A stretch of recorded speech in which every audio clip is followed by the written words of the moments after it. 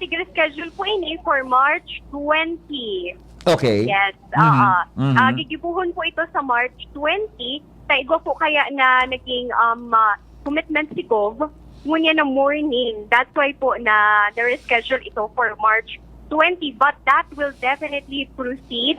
Apo. Ang mga nakaaki pong flag ceremony, they were already recognized. So, oo. Pero po, they will be recognized formally po on next week. All the, I think po, yung mga na-invite din with Kamalig, as Mayor Baldo has recognized also, all of them po will be recognized. Since ang dami po pagang involved, diba? Ang dami talaga na sobrang nag-uwis ng kanilang buhay for all of this. So, yun po, as to the list po or the details, I think ang best po na makakasimbag na iyan si Sir Cedric Naer, Yeah. our APSEMO head.